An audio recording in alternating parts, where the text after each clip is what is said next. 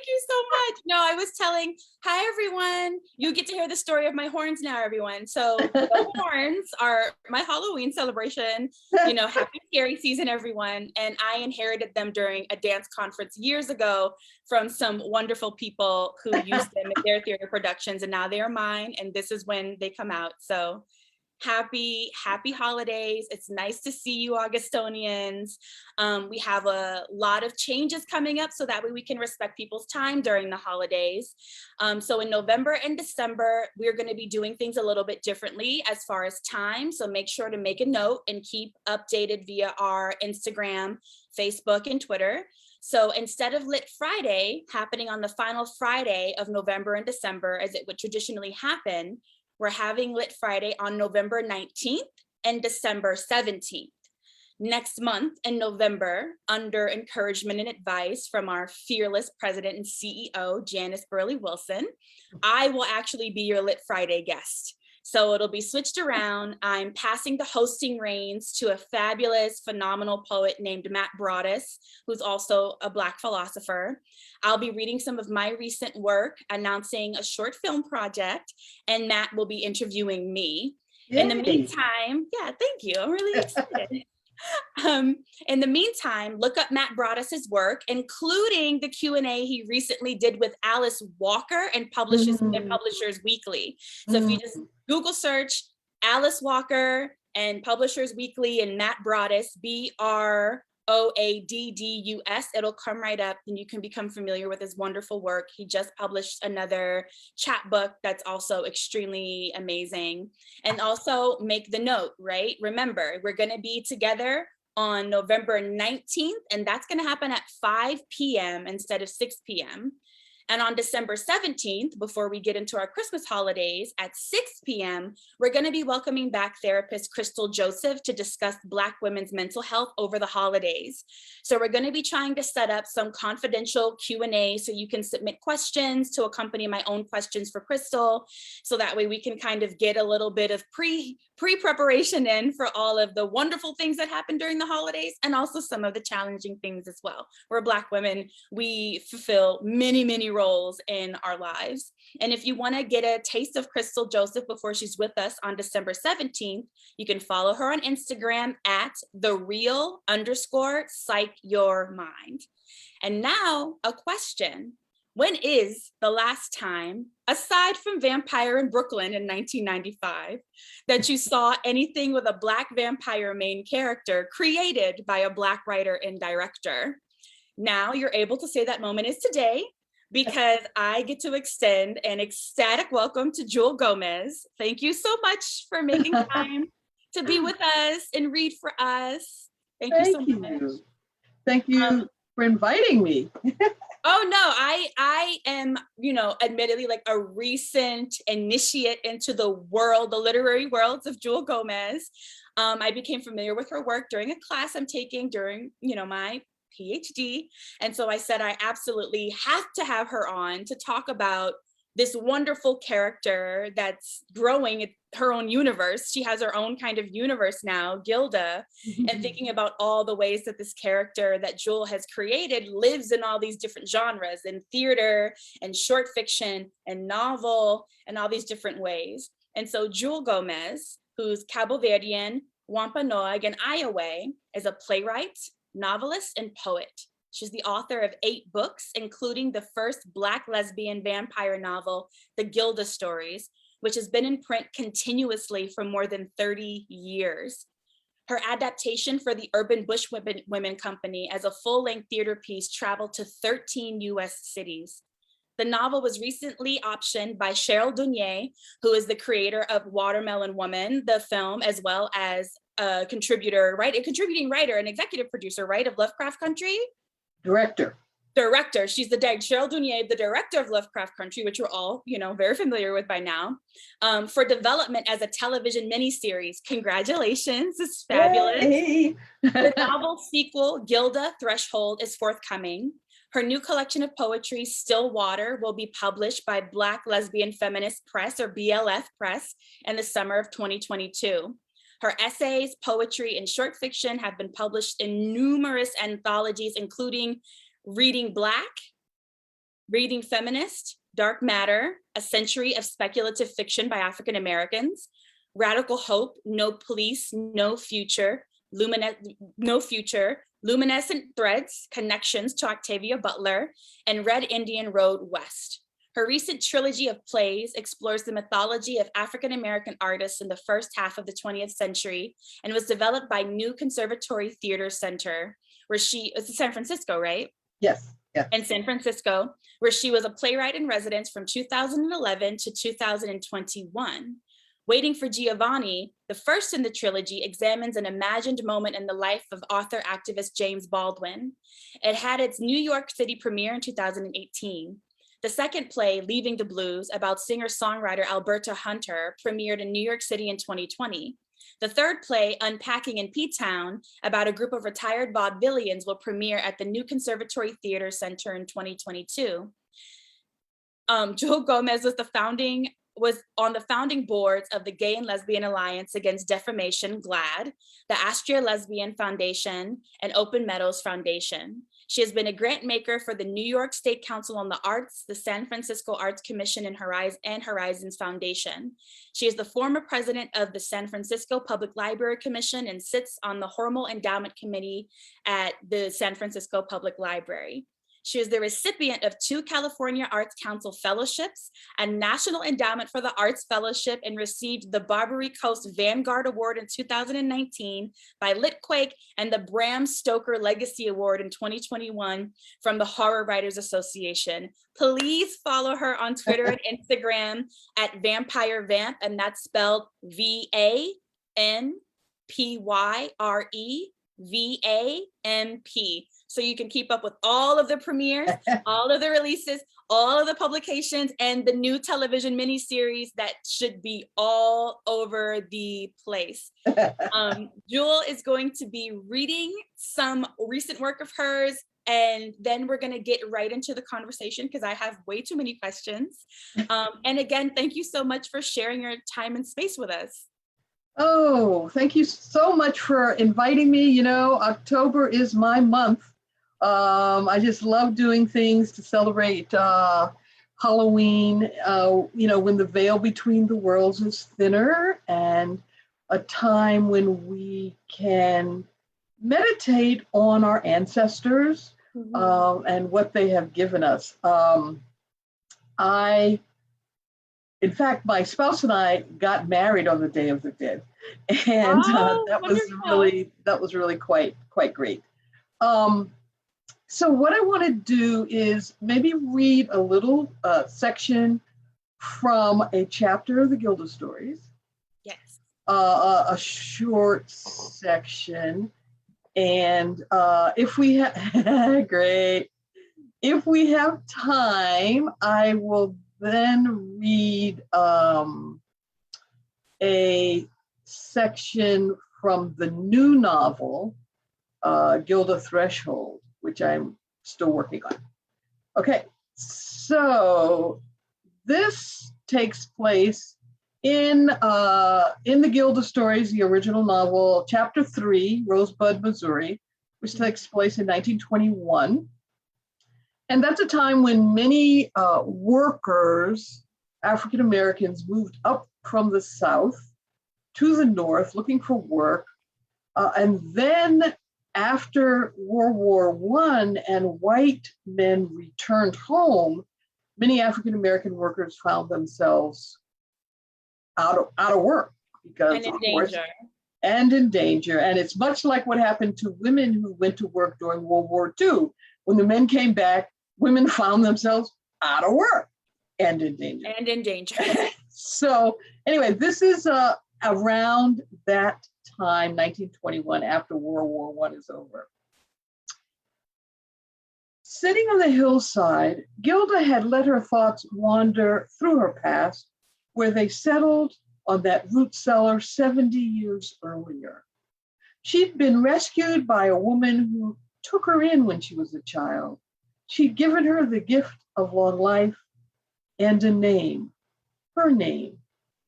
That last was the thing about this life she treasured most. She trained and learned the new ways, but still wondered what would she make of her time on earth. She knew she must fight those of her kind who did not follow the new ways. We take blood, not life, and leave something in exchange. But she wasn't certain how many years, decades, centuries she could do this alone. Gilda shook her head as again the name Aurelia drifted into her thoughts. It was a name that sounded like notes in a song. But because so many in Rosebud's colored community depended on Aurelia, she was a song Gilda must leave behind when soon she moved on. It was not an easy heartbreak for one who was assumed to have no heart at all. Rising reluctantly, Gilda came down the hill and stepped back onto the road, intent on fulfilling the stirring inside her before she broke the news of her departure. Two men on horseback approached from the west, moving at a good pace, as if racing, but they slowed when they noticed her. Pulling up short a few feet away, one swung down from the saddle immediately. He stood before her with an angry glare that quickly turned into a leer when he realized she was not a man. "This is a nigger gal we got here. What you doing out on the road this hour?" Gilda didn't respond, letting herself breathe in the smell of the horses and their sense of anxiety and dissatisfaction with their masters. There was an idle communication between them and Gilda that went unnoticed by the riders. Gilda felt reassured by the horses' solid presence, their lack of malevolence, and easy response to her comforting messages. The other horseman dismounted, holding a glistening whip coiled at his hip. "Maybe we teach one more Negra a lesson tonight, eh, cook?" Gilda peered at the braided leather dark with blood she could smell. She wondered who had been their most recent pupil. "Yeah, Zach, I think there's a lesson here for sure." Gilda stood as if frozen, but her mind flooded with wise words she'd been given in her past. She was not afraid as she'd been that night long ago in the root cellar, escaping from enslavement. Now she tasted the acid of hatred inside of her mouth and wanted to be full of it, to teach the lesson these two learned needed to learn. "She must be mute, Zach. Don't seem to talk, do she?" The taller man moved close to Gilda and yanked her hair, pulling her face up toward his. The moonlight glistened on her dark skin as she leaned in, and before he could press his advantage, Gilda grabbed his wrist. The crack of bone was audible in the night. She pulled his hand from her head and twisted it behind his back, raising it so high the pain cut his voice before he could scream. She gave a sharp twist and let go only when she felt his muscles quaking with pain. He whipped around toward her again, and she smashed the side of his face with her fist. The snap of his neck broke through the night as his body crumpled into the ditch beside the restless hooves of his horse. His fellow rider backed away, reaching behind him for the reins of his horse, but his mount deliberately twisted out of his reach. Gilda was upon him before he realized his danger. She caught his whip in her left hand and pulled him backward. He fell to the ground, then scurried back off the road to the brush, with Gilda bounding behind him. She cracked the whip once over his head, then laid a stroke across his back. That she hit him with his own whip seemed to startle him more than the pain. At the second lash, he turned to face Gilda, his eyes filled with rage. He gasped when he saw the swirling, hungry amber of her eyes and the sinewy strength of her body. Thinking they'd been wrong, that this was a man, an Indian, he thought, confused by the moonlight and his own fear. She cracked the whip again, this time across his chest, then his cheek, opening the flesh almost to the bone. Gilda threw the whip down and leapt upon him, twisting his head to expose the pulsing vein in his neck. He was already faint with shock, yet Gilda sensed his disbelieving terror build. She scraped his flesh roughly with her nails and watched the blood ooze from his neck, searching for what he felt when he lay open the flesh of men. Her chest swelled with anticipation as she understood the terrible joy he experienced in demanding terror and death. She drew his blood in quickly, then let him slip to the ground. She watched the blood continue to stream from his neck, soaking into the muddy dirt. She could feel life ebbing from him, and as she wiped her mouth, was shocked at the excitement it aroused. It was exactly this she'd pledged to avoid. Taking the blood was meant to be an exchange, not murder. It had been so long since she'd been caught unawares, but this could be no excuse. Holding her trembling hands to the wounds on his neck and cheek until the bleeding stopped, also slowed the alarming sensation of holding his life in her hands.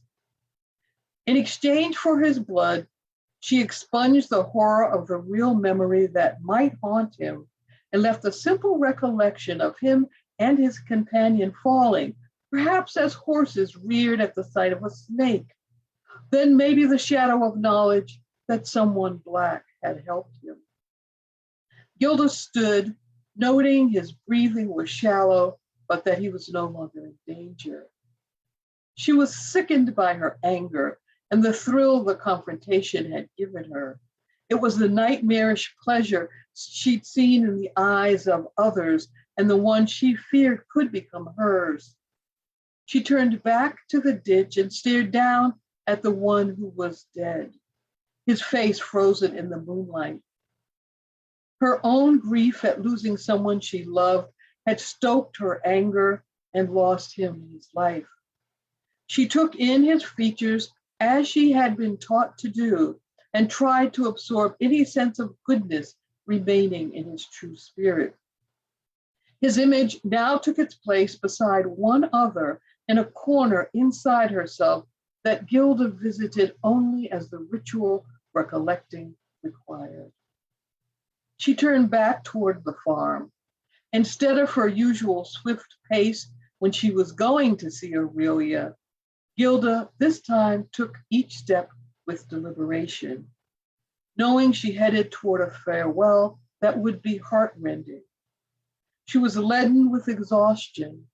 Anger had flared and burned out, leaving the taste of ashes. One death. She was grateful it had not been two. So that's from the Gilda Stories, chapter 3.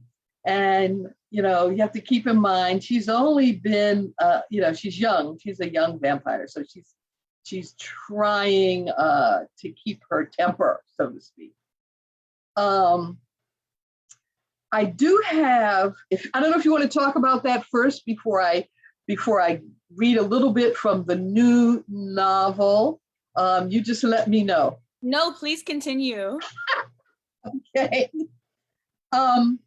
So the new novel is called Gilda Threshold. And what I've tried to do with this is the chapters take in place in between the current chapters of the current novel. And what I'm trying to do is give a little bit of insight into emotionally how Gilda is adjusting. It's not like one of those movies where, okay, you wake up, you're a vampire, all is good. Your face is sparkling and shiny, and so you're fine. But to look at how she balances being immortal, but knowing that part of her charge is to live with mortals and to take her place in the world of mortals and be part of their lives when they meet her. So this chapter in the new novel, which is why it's called Threshold, we want to see how she moves through mortality to immortality. This is Chicago, 1927. And Gilda has come to this bar, it's called the Evergreen, that these two men run. And she's been hanging out at the bar because the woman who's a singer is entrancing to her. And this is a problem, you know, you're a vampire, you can't just turn everybody you like into a vampire. You gotta they gotta be a good reason. And so she's kind of, every 10 years or so, she's moving on and like going, how do I get a date? So this is Chicago in 1927, and Gilda is visiting the apartment above the nightclub where Morris and Benny live. And they're in the midst of a discussion. Harlem ain't got nothing on Chicago, Morris was saying as I approached. Tell us, man, Gilda, what Harlem got we ain't got? Morris's light brown eyes sparkled with challenge, more playful than he ever appeared downstairs when he was behind the bar. His ever-present white shirt was fresh and firm across his broad shoulders. I ain't saying nothing against Chicago, man, Benny answered in a soft, teasing voice I'd heard often when the two men were together. You think we ain't got no colored writers, Morris went on. We got colored writers, man. We got the music. Shit, you know that yourself. Morris took a drink as if that ended the discussion. What about Richard Wright? He got his chops here. You ain't heard of Catherine Dunham, man? Indignation was building like a balloon over Morris's head. Where you think King Oliver been playing for the last 5 years? Same with Alberta Hunter. Let me get you something, Benny interrupted Morris. Before this man starts trying to run for mayor. I asked for champagne and he laughed. Gilda, you need something more than that on a night like this. They may end up in Harlem, Morris continued, but they find themselves here first, in Chicago. That'll do me, Benny, I said, honest. I had no luck trying to appear demure and was relieved when I heard Lydia's voice behind me. Oh, Benny, stop annoying that chick. Give her what she wants. You trying to get the woman drunk? Lydia leaned in closer to the bar. Benny, faking villainy, twirled an imaginary mustache much larger than his own, evoking laughter in them all. I breathed in Lydia's scent deeply before I turned. A light blend of cinnamon and magnolia wafted from the air, making my heart beat faster. I was surprised to see that Lydia wore bronze satin pants that clung to her narrow hips. Her pale golden chiffon blouse highlighted her copper skin, which shone through the filmy fabric. You like it? Gilda asked as I watched her, unable to catch my breath. You look quite chic, I believe that's the word. Benny prepared another drink and held the short rock glass, hesitating as if he didn't want to let it go. Come on, give, Lydia said, then took the drink. Lydia's kind of handy with the sewing machine, Morris said. She even made those curtains that run across the stage. Hey, why should you get all the gab? Lydia teased me. Half the town's talking about your outfits. Hell, when you walk in a club, I got to turn the lights up so they stop looking at you. My laughter was totally unladylike and flew into the room, compelling others to join me. It was the same sound that filtered through Lydia's singing. She grabbed my arm and drew me away from the bar. Let me show you the joint before they eject Emery and plunk me down at the piano. I followed her through the kitchen to what looked like a comfortable office. I stepped inside and leaned against a narrow desk, watching as Lydia crossed the room, sipping from her drink. Her wavy dark hair was loose around her shoulders, and the vibrant red polish on her nails gleamed in the dim light. I was fascinated by the way she filled the room. So, what do you think about me, my singing, stuff like that? She almost sounded like a child, but her enthusiasm and curiosity were unconscious and genuine. Your voice carries almost all the joy in the world. She stopped and leaned against a bookcase to think for a moment. Benny likes you a lot, I said, because so many thoughts were swirling in my head, I couldn't easily choose one. I felt ripples of desire expanding inside. I put my champagne down and pressed my hands to the desk. How can you tell that? He can't take his eyes off you. If you're anywhere in the room, his body is turned in your direction as if you were the sun. Ain't you the poet? In truth, that's Benny with Morris. I felt embarrassed, but showed no sign of it. My skin remained the rich, dark color it had always been, even though I felt flushed. Benny's like my brother. My skepticism was obvious. No, really. He took care of me when I needed it, and I do the same. Have you been friends long? I was traveling with the show, Blue Heaven. You ever seen it? Shook my head. About a year ago, we was doing the gig and I got sick. My damn appendix burst. Can you believe that? Him and Morris visited me in the hospital when the troupe moved on, made sure I had everything. Then give me the job singing at the Evergreen. They are two right guys. Betty's always helping somebody with something, the colored school, the church, or this one or that one. He's got a buck for everybody. The description fit easily with the impression I had formed since arriving in town. So what's your game? Lydia made this question sound in soft, not an accusation. I thought a moment. I could easily have diverted the question, but I didn't want to, at least not right away. I'm trying to decide what to do next, I said, knowing Lydia could never understand how big a question it was. Stick around this burg for a while. Lydia's voice carried the same invitation to joy that I had heard in her singing. I think I will. Good. Betty's going to need someone like you. Someone like me? Smart, figuring on the future.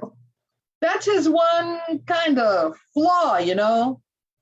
Colored folks in this town need this. They need that, this and that. Lydia's eyes were unwavering as she watched me listening to her.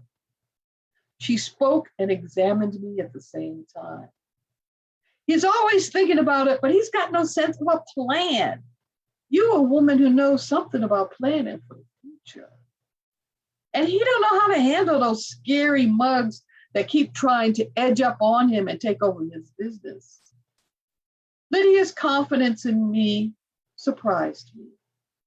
I looked around at the books and ledgers. It was a room bursting with ideas and with life. Benny's presence was as strong here as it was downstairs in Evergreen. I wouldn't let myself listen in on Lydia's thoughts. That was another principle I'd embraced.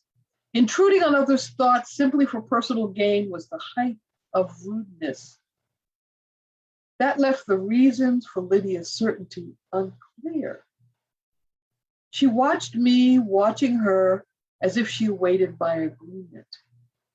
The memory of Lydia's perfume unfurled like an unexpected fog in my head, and I tried to clear my mind. Why does the billboard say Indian love call? I asked, searching again for something of substance to focus on. My father was Wampanoag. Back east, you know, Indian they named Massachusetts for, they were Wampanoag. I looked again at Lydia and recognized the bone structure. The blending of African and Indian lines was so common in this country, yet I'd forgotten. I'd seen many women who looked like they might be Lydia's relatives. Of course, I said. That was Benny's idea, not mine. My mother would be fit to be tied. I sipped from my glass, then set it down on a shelf and moved closer to her. This time, the cinnamon and flowers were real, not memory. She's not much for people pretending not to be plain old Negro. But you're not. Nah, everybody likes a bit of mystery on stage. So this year, I'm it. What about next year? I kept my breath shallow, trying not to take in too much perfume. Next year, I'll be Lebanese. The room filled, first with Lydia's laughter, then mine. Deep inside, an image blossomed for me, a tiny glimpse of my past. Behind my current memories, I held a precious moment of laughter that had erupted between me and one of my sisters as they toiled among the rows of cotton. The reason for that mirth had then quickly faded. In the little room with Lydia, I recaptured that forgotten joy and savored it as fully as if my sisters were still alive and beside me. This was what I had found so entrancing in Lydia's voice. It was rich with the happiness I'd had. Very little sorrow or bitterness weighted my songs. The melodies Lydia sang each night might be mournful when delivered by someone else, but Lydia sang with the light of what was coming, not merely what had been done in the past. Lydia's voice opened me to the things I'd thought I'd hidden away forever. We both stopped laughing, comfortable with the recognition of the feeling growing between us. And what's your mystery, lady? Lydia asked, as if she already knew the answer. I pressed my hand to Lydia's cheek lightly, enjoying the softness around her smile. I didn't pull away from the question, even though I knew I couldn't answer. Lydia stepped in closer, the full length of my body pressing its aura, the full length of her body pressing its aura of heat against mine. The air wavered around us, intoxicated by mist and cinnamon. I battled within myself to withstand the deluge on my senses. Then the unnatural silence in the rest of the flat, which was full of people in partying mode, crashed around us. No piano, no voices or glasses. I, like a doe in the woods, raised my head to the new scent in the air. An ominous quiet was abruptly broken by a shout and the explosion of a gun. So that's that. Writer, storyteller, actress. The way you read, the way you like say Gilda's voice is always like so like very like measured. And every time, I think the thing about the character that always got and kind of, you know, like excited me was how she's like the superhero. I think I find that a lot of Black women want to be. They want to have the ability to protect themselves unconditionally and protect the people that they love unconditionally as well. And so I wanted to ask, because as I've read Gilda and, you know, things that you've sent me about extensions of her story and other projects you've worked on, I find that Gilda as a character leads a life that is very relatable, right? She's with her friends, she's at the salon, she's doing her job, she's going through life, and every 10 years she has to move because if you don't age in 10 years, people ask questions. People do notice. People notice. And so what is it about Gilda being a vampire? What freedom does that give you as a writer? What things does her being a vampire allow you to explore as a writer? I think I started doing this as a vampire novel because I wanted to look at how women of color existed in time or through time. Having been raised by my great grandmother in Boston, I went to live with her when I was 8 years old. She had been born in 1883 in Iowa. And she used to talk about things that had happened to her and things that she remembered as if they were everyday things. But that viewpoint, that perspective of over time, I found really amazing, that I could be sitting with someone who had been raised on Indian land when she was a kid, and we were watching a man land on the moon, you know. And so I wanted to write about the world as seen through the eyes of someone who could live forever. And that she has to take a very specific perspective because she can live forever. And she has to figure out, is she a superhero, or is her role to help people be their own superheroes? Mm-hmm. You know, and how does she manage to live beside mortals and contribute? And what I end up feeling is that when you read the book, you think the things that she helps people contribute are things that we as mortals could help people contribute. Do you know what I mean? So that it's not some superhero who comes in and go, boom, boom. You can, you know, leap a building in one bound, but rather it takes the same kind of thoughtfulness or commitment to peace, or whatever the small individual things that we can do as humans that she helps other people learn. And I like the idea, you know, you think about women of color, and a lot of white people think we just arrived here in 1968 during the King riots. But that Black women and Native women were a big part of the development of this country, and continue to be at all different levels. So I found writing Gilda gave me an opportunity to show that many different facets of women of color. I also see Gilda's life as well as showing like the development of Black consciousness as well. Mm-hmm. Because when we meet her, it seems to be like we're as on the cusp of like the 1700s and the 1800s ending in the 1800s beginning. Mm-hmm. And so what we get is this like time dilation of the development of like Black feminist consciousness, but mm-hmm. beginning with slavery and moving into a future where you like, you know, predict video phone call chatting in your novel, the Gilda stories. And so thinking about like that kind of conscientiousness too, is it's like, how do you as a writer manage to hold all of the people that Gilda has to be over centuries?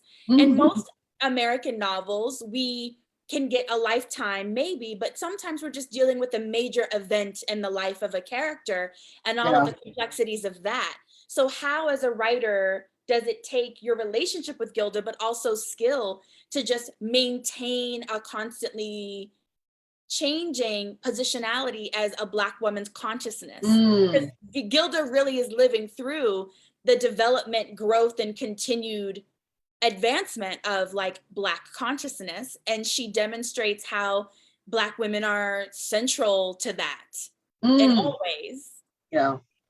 Well, I think I did a lot of research. First, you know, vampire research, of course, but historical research. So when, for example, the story about when she has to leave Aurelia and Aurelia is there, I did the research to see, okay, well, what would be going on in this area of the country? What role would women perhaps play? And so it almost, the way I wrote the original novel is I found a place decided on a period, and then did the research into historically what was going on. And that really shaped how the story would go. So that's how I would created Aurelia, because I knew there were all these people with no jobs who would need help. And I created this character who would be at the forefront. She's the widow of a minister. Mm-hmm. And she would be the one organizing the soup kitchens and helping people who arrived there for jobs that no longer existed. And I wanted to have it begin, the evidence of it really predates this Gilda. I mean, the woman who found Gilda when she was just a girl and had escaped from slavery is a woman who is from Peru, even though it's hard to tell in the novel if you're just reading it, but she's supposed to be a woman from Peru who escaped up the landscape to New Orleans when she was turned into a vampire as a child.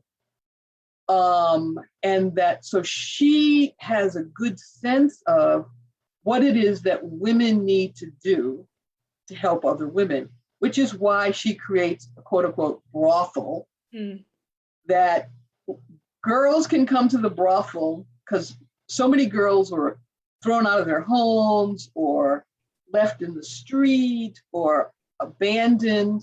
And she created a place that girls could come. But the only place that she could do that would be legitimate to have Black and white and non-white girls together would be a brothel, because an orphanage wouldn't ordinarily take all races. So she creates a brothel and figures out some women might find it great who want to have sex with men for money, fine. Others of the young women are going to want to learn how to shoot, are going to learn how to sew, are going to want to learn how to cook. So it's like a finishing school in the guise of a brothel, and she figures out how to give women what they need to survive in the world. That's the most important thing for her. And so when Gilda takes on her name and moves into the world, that is the lesson she brings to the world. And it is philosophically, I guess, the lesson that I bring, with me wherever I go. And it's really entertaining for me to pick a period and try to figure out what were women of color doing then. Why would Gilda be there? How would she connect?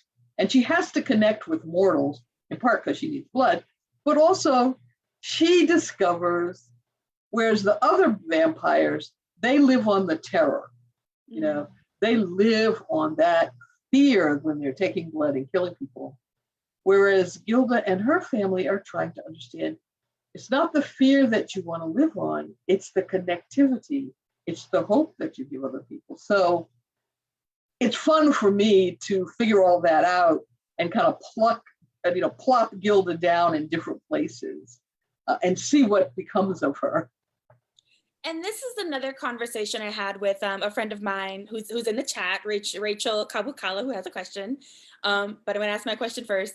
When it comes to folklore around vampires, because like mermaids, it's a global phenomenon. And so like you can find mermaids in West Africa, you can find mermaids in Eastern European folklore, you can find mermaids in Indigenous and Native American folklore for those groups that are along the ocean, and even sometimes river mermaids. The vampire is just as pervasive in how it's spontaneously arisen in folklore all over the world, from Eastern Europe to Asia, to some parts of Africa, and even thinking about some Caribbean manifestations of vampirism, which would be interpreted as zombies. And so thinking about all of the different kinds of folklore you could be influenced by, how did you choose which aspects from which mythologies? Because in some folklore, vampires can't go into sunlight, and Gilda can, even though it makes her tired.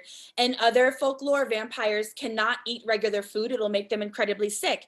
And some folklore, vampires don't age. And in other folklore, there's a very specific generation for vampires. Like in Mayan mythology, vampires are women who have died in childbirth and lost their children. And so how did you figure out which mythologies and folklore you were going to kind of funnel into creating your version of the vampire? Oh, yeah. Well, I did all of that research. And once I realized that vampires existed in just about every culture known to humankind, including pre-literate cultures. And I say pre-literate as in pre-writing things down, as opposed to meaning they were ignorant. And I felt like, okay, well, this grew out of a fear of death. So people either became very religious or they believed in vampires. One way or the other, they were going to be saved from death. So I thought, okay, that means there's an emotional need for this kind of character everywhere. And so I read all of the different stories. And when I was reading it, there weren't as many as there are now, but I read all the different fictions. And I had two things that I didn't want. One was, even though I loved Interview with a Vampire, despite its, absence of any reality connecting to people of color, and it was in New Orleans,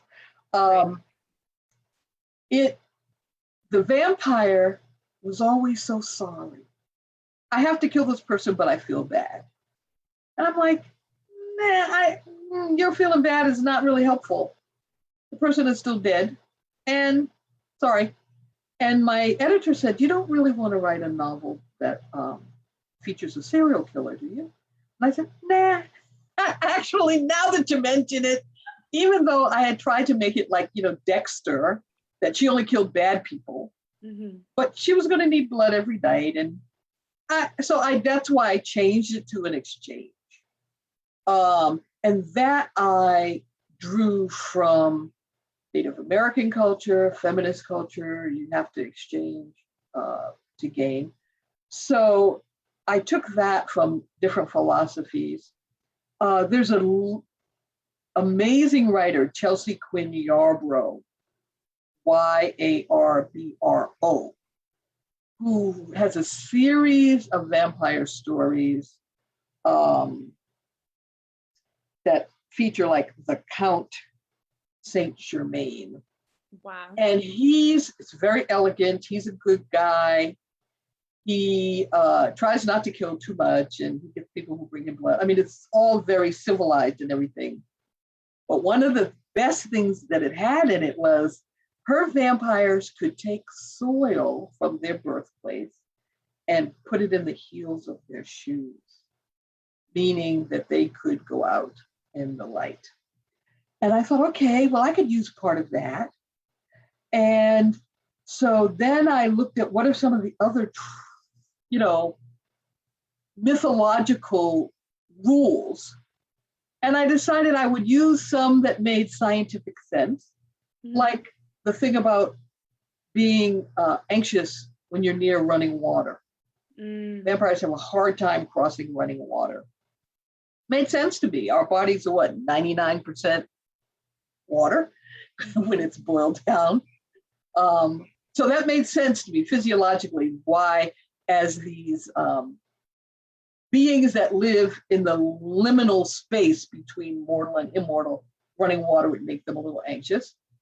But then the thing about mirrors, I decided that was really about souls. And in the Christian mythology, they decided vampires didn't have souls. So if you don't have a soul, you can't be seen in a mirror.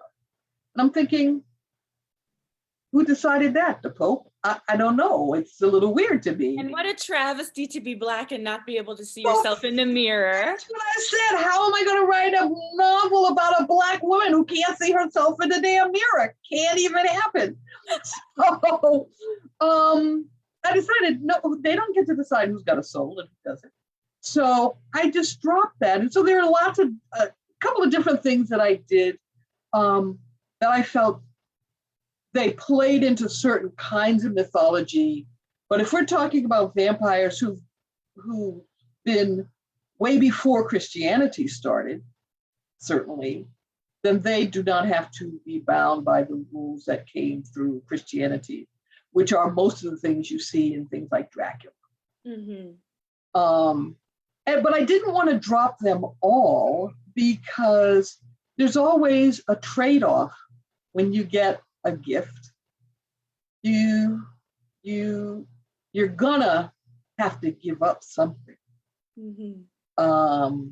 And not being able to see a sunrise, for example, not swimming in the ocean unless you're planning to take your life, not being able to fall in love and be with someone unless you're going to make them a vampire, but you know what the strictures are about making people vampires. So it was fun to do that, to kind of feel my way through the rules that existed and toss out the ones that did not make any sense to me. And so for Rachel's question, which ties into my question, you say Gilda's family, right? And so in that, we understand as listeners and people recently coming and have already read your work that, it's a strong part of the story that Gilda goes through time constructing her own family structure out of people who have similar values and beliefs to her. And this crosses racial lines, it crosses gender lines, it crosses, just like your work does. Because what you're really telling us about is you writing historic fiction and as well as genre work all together, which I think is a perspective that a lot of people kind of miss out on, that a lot of speculative work or fantasy work does require like some historical research for reference or like frame. But thinking about creating family, so Rachel's question is, the Gilda stories really explore the revolutionary possibilities of authentic connection across gender, race, and class, and the generative exchange that takes place in mutually beneficial relationships. As she got to know Gilda, she kept thinking about Adrienne Marie Brown's concept of pleasure activism, a politics of healing and happiness that explodes the myth that changing the world is just another form of work. Did you intentionally use pleasure in the formation of authentic connections and the community building that we see in the Gilda stories as a praxis, as a way to show and action this concept of changing the world is a pleasurable and not just laborious undertaking? And she says, thank you for your work in The Gift of Gilda. Thank you for that great question. I think that sense of the joy in the work really grew out of how I felt in the 60s, in the Black Power movement, Civil Rights movement, how I felt in the 70s and 80s in the women's movement, the lesbian feminist movement. The joy was so upfront. It wasn't an afterthought. And what reminds me of it is I did a program about 10 years ago here in Oakland that was about Audre Lorde and Pat Parker and the letters those two poets wrote to each other. And we got to read the letters and we reminisced about our relationships with those two poets. And it was a lovely, lovely program. And after, a group of young women came up to me and Linda Tillery, who had been reading the letters back and forth, and said, and these young women, I guess they were probably in their mid-20s, maybe they were 30 max, but they looked at us, and we must have looked like we were 100 to them. And, I don't know, it was just so funny because they looked at us and they said, wow, it's hard. You were saying like Audre Lorde was flirting. I said, yeah. They said, well, what do you mean? I said, flirting? You're not familiar with that term? And it was like they could not quite grasp that serious activists were flirting, having sex, meeting girls, hanging out, listening to music. And I said, we were your age. What do you think we were thinking about? In addition to changing the world, we were thinking about who we were going to date, who we were going to go to bed with. I mean, The drama. It's the drama. The I mean, drama. we're not like aliens from another planet. And it was very, very funny to me. And I realized then why it's been so important to me to show how Gilda interacts in the world like other people. And in some cases, she's a little bit behind the times because everything is new to her, you know. But the most important thing for me is to show how we can connect despite our differences, despite not knowing everything about each other, that there is some things we can learn from each other that will bond us. And we are all on a search for family. And maybe it's your biological family and they're lovely, but maybe it's your logical family, those who are most supportive of you in whatever the endeavor is. And I think activism, I learned in activism in the 60s and 70s and 80s that there are people I will never forget or be parted from because we coalesced around a significant goal and had fun doing it. So my last question, and don't be surprised if you get another email from me when Threshold comes out or the mini series starts and I'm like, do you have time to come back and talk about these things again?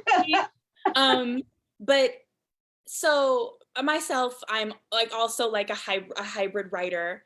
And then the August Wilson African American Cultural Center has given me this platform to talk to other writers, which is an honor. And so one of the questions that I repeatedly ask as a person who tries not to repeat questions, right, is publishing is really, really difficult, especially now that publishing likes to find 5 people from each ethnic group that they can find and find a standard story that they know will make money and then reproduce it, whether it's in poetry, whether it's in fiction, whether it's in nonfiction. Yeah. And so what has been your method to keep going, being a genre writer, a historic fiction writer, a hybridic writer, a writer that goes to the theater, that goes to the page, that goes to the book, that's involved in activism, that's involved in projects of literacy in your immediate community, for writers who want to know how to live their writerly life, but understand that they may have additional challenges because they're not following the canon. What is the advice you would give to us, to them, and how to continue living their writerly life fruitfully and not feel disappointed in the ways that, you know, hyper-visible culture can make you feel, you know, bad sometimes, that you may not be as accomplished because of having a different form of visibility? Yeah, it is hard. I will tell you, with the Gilda stories, I was first working on it. I had an agent. He was so excited. He thought that the publishing world was just going to drop to their knees in front of me. And he really worked hard to get it published in mainstream, as well as some of I would include science fiction publishers in the mainstream. And I got two letters of rejection. One said, we've already published Our Black Woman this year. Straight. Oh yeah, straight out. That was 1990. And the other one, these two are so hysterical. The other one was, you know, this novel is about a woman who is Black. She's a lesbian. She's a vampire. That's too complicated. And I'm thinking, what is the collective age of your reading population? What do you mean it's too complicated? So from then on, I thought, you know what, I really don't want to have to deal with this particular group of people. And while I had fantasies that it was going to go out and I was going to go into the bookstores, Barnes and Noble, and it was going to be a face out and blah, blah, blah, I realized, you know what, I'm creating this from a lesbian feminist perspective as a lesbian of color. Let me go to the people who are interested in this. which is how I came to Firebrand Books, one of the strongest lesbian feminist presses at that time. They did a brilliant job bringing the book out. Then when Firebrand was closed, City Lights Books, which is in San Francisco, wanted the manuscript, and they've done a brilliant job with it. And they do, again, it's their small press, they're progressive, they do poetry, fiction, and nonfiction. And again, I point out, they are progressive. So I'm never going to retire on the money that I'm going to get from my book sales, but I'm going to be able to keep my book sounding like it's meant to sound, find it in bookstores where it's meant to find an audience, and feel accomplished and move on to my next project. You have to be able to find the venue, the outlet, the publisher that does what you do, and not keep banging your head against the door that does not want you. And in the meantime, you get a part-time job doing something else that doesn't suck the soul right out of you, so that you're learning about life while you're writing. And there's nothing wrong with learning about life while you're writing. You don't have to be in an ivory tower to write the best thing happening. The most important part of it is to be writing what you feel is the most important thing, and to look for people who are going to think what you're writing is the most important thing. Thank you so much. Real talk, all the truth, right? You got to go where you're called, and you got to go where you're loved. I want to thank you so much. Again, I'm going to show everybody watching this book. This is the Gilda story. It's a beautiful cover. And then also you have a short story in this edition, which is the Black from the Future, a collection of Black speculative writing. All of the shorts in here are amazing. Dr. Stephanie Andrea Allen, who is the creator, founder, and director of Black Lesbian Feminist Press, BLM Press, published this. There's work in there by Jewelle Gomez and many, many others. And keep me up to date so I can let everybody else know about all the wonderful things that you're doing. And we're so appreciative of you and your knowledge and your work and your time. Also, I don't want to forget, Feliz Dia de los Muertos, Feliz Dia de los Santos. This is just everybody who's like watching me who's also like Black on the bilingual spectrum. Like, I didn't want to forget. And you know, as someone who's raised by my great-grandmother, don't forget your ancestors, whoever they are. Pull up, just say their names, because they will travel with you on this journey if you keep them in your heart. They are there. Out. Yeah, we got them. And this is the time when they're calling to us. So enjoy yourself. It's not just all about the candy. Nope, it's also about the spirit. And so happy holidays. Thank you, Jewelle. Thank you. Happy holidays. Everyone. Thank you so much. Bye. Thanks, Sydney.